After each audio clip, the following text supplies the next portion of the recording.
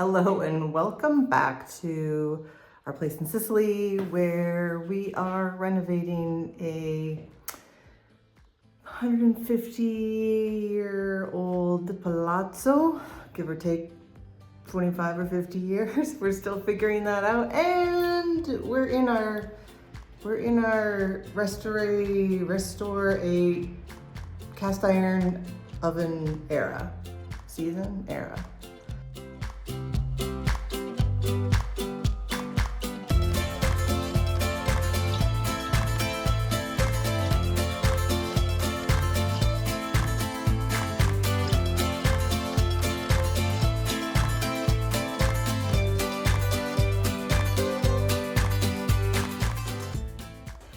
If you've seen our past videos, we've been using different tools to scrape, and today we're gonna try this. Our local hardware store gave me this. It's Via Tutto, everything away.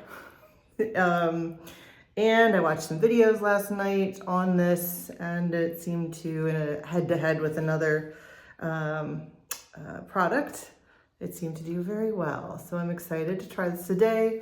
It has a top that we need to take off, and then the gentleman in the video, I think, because it was in Italian, said to be careful. Yep, so this is like bubbly, so he says there's gas in it. So I should poke a little hole and let the gas out so it doesn't split all over.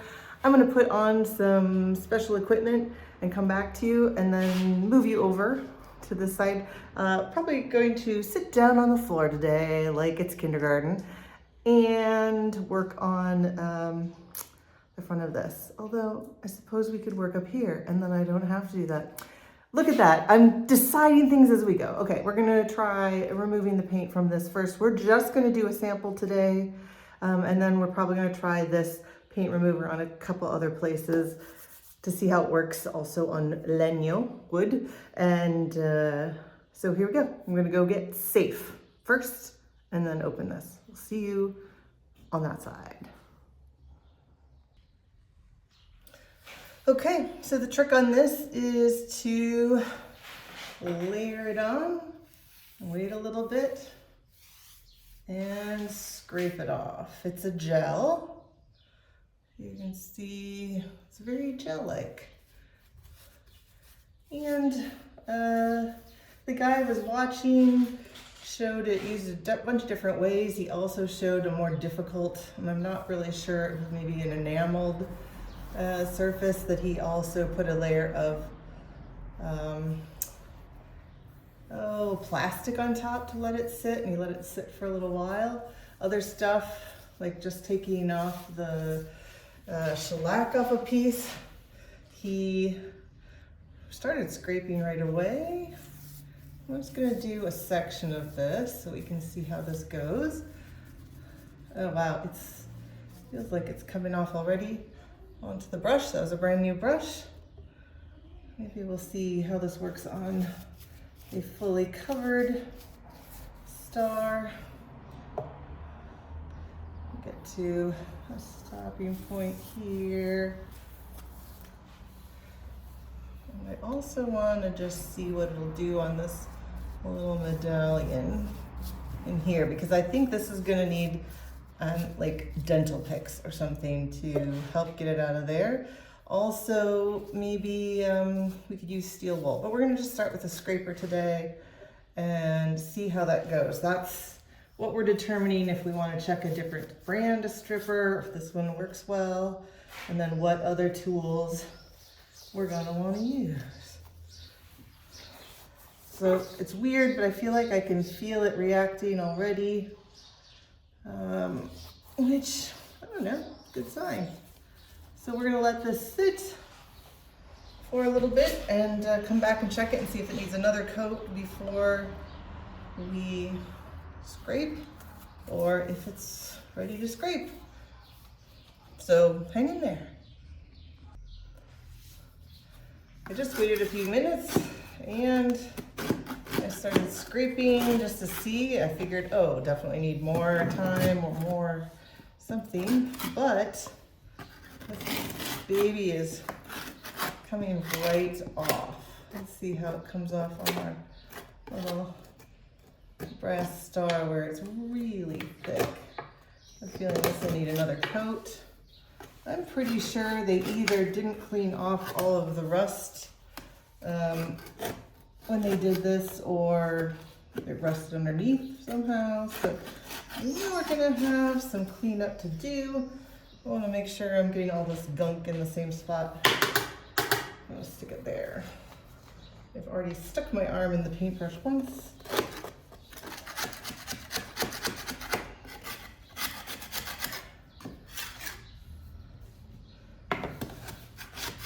Okay, well, this is great. I think we're seeing some pretty early success here. Getting some paint. I think just some steel wool, good tool to use. We've got the first layer of paint. It looks like maybe there's another coating which may or may not have been the factory coating. Just right over here, because when we cleaned it off earlier, we were able to get to a sort of shinier metal. Same here. So we're just checking to see, maybe it's just like coming off one level at a time. I'm pretty happy with this. This is not a lot of elbow grease.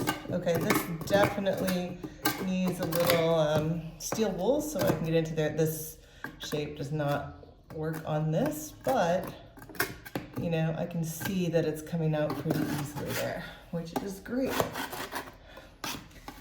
So I'm just gonna scrape this part off that we got. Sort of turned it like a yellow color so I can see where I've scraped already. And I have it all the way up to there. All right, we're gonna put another coat on and see how much cleaner we can get this. Let's see. Put my glove back on. I took that off to push camera buttons and forgot to put it back on. Constantly doing things I'm not supposed to be doing in a way I'm not supposed to be doing them. So, you know, read your instructions, follow all the safety guidelines. And I have to say, the smell is not bad. I thought it would be a lot worse. You can kind of see, I don't know if you can see it from there, but it's like it's eating the paint as we speak. It's just turning it into mush. I want to make sure I get into these cracks here.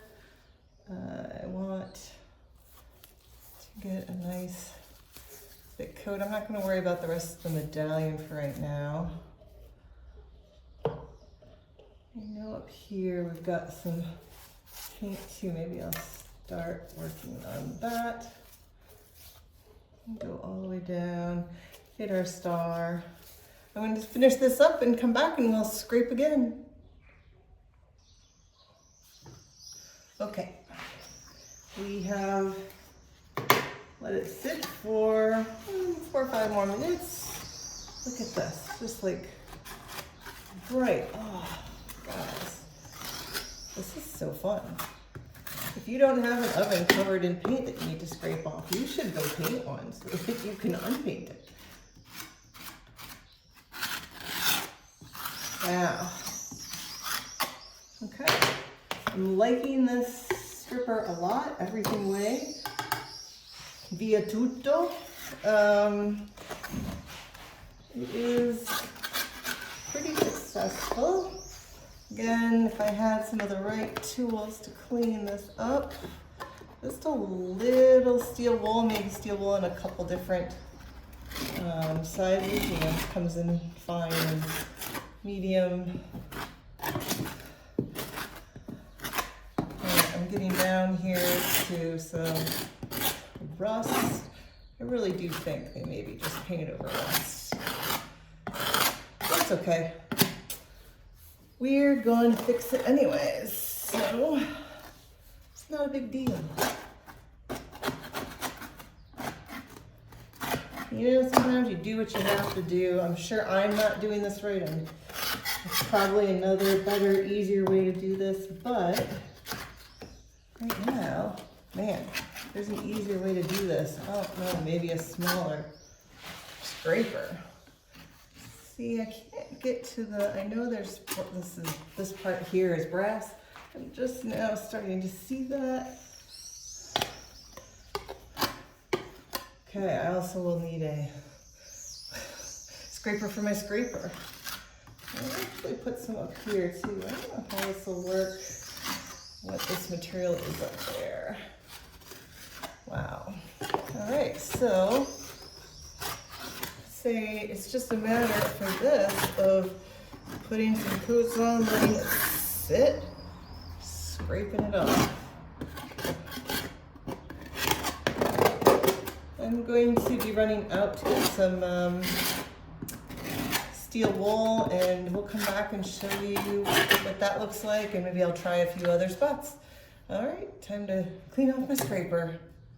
So let's take a break and look at some of the places where we tried the stripper on the wood.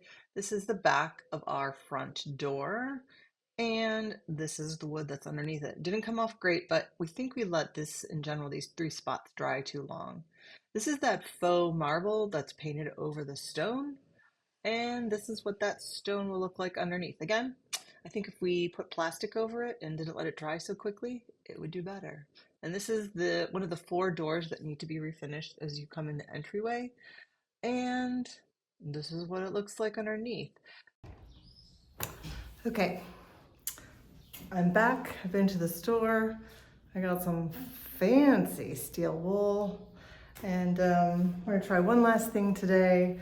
I already went down and tried on the first floor this stripper on some wood. I tried it on the back of the front door. I also tried it on the, there's stone around there's 4 entryway doors when you walk in, and there's stone trim around them that's been faux painted at some point to look like marble, but it doesn't. And so I tried a piece there because we're going to want to take that back to the stone, not the Stone Age, but the Stone era. And then one of those 4 doors that you see when you come in, they all need to be refinished. So I was just trying a little bit of that. It has some mustard paint over some darker wood stain, I believe. It just seems like 2, maybe 3 coats on that. And you know, it was okay. I did find out that if you think it needs to sit for a while, because I put it on and then went to the store thinking that would give it a lot of time, but it dries out. So that's the reason to put the plastic wrap on it, is to sort of give it a, you know, a safe, humid environment where it doesn't dissipate. So I've now put some of the finish on, or the stripper on this center beat. I'm going to bring you over here, and also on the stars and some of this trim. And I also put some down here on a complicated spot. So I'm going to bring you closer so you can at least see these guys up here and see how the steel works. There are multiple kinds of steel wool, so this may not be as great as something else, but this is what we've got for now, and we're going to give it a try, and I'll give you my opinion on everything we've tried today when we're done cleaning this. Okay, so let's give just a little bit of a scrub. Try not to put it in too much shadow. So I haven't been able to scrape this at all because of the detail here. So I'm hoping that this will help take some of it off. I do see it working a little bit here. Everything else has had a couple coats. So what I'm gonna do is stop and put another coat, because I can see I've gotten a lot of the paint off, but kind of down to some rust. I'm gonna put a little bit more on while I'm working on the other bits.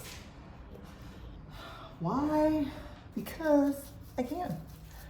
And it's interesting, when I put this back on, it's like the paint is melting, so it looks like I've painted it back on it.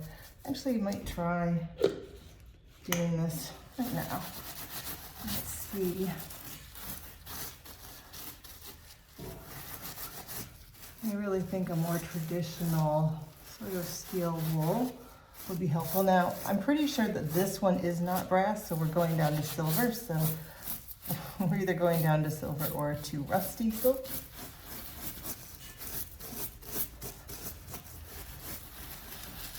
So these high spots, I can tell it's getting in there. I think I might need to come back in with some dental tools or some fine scrapers to really get that in there.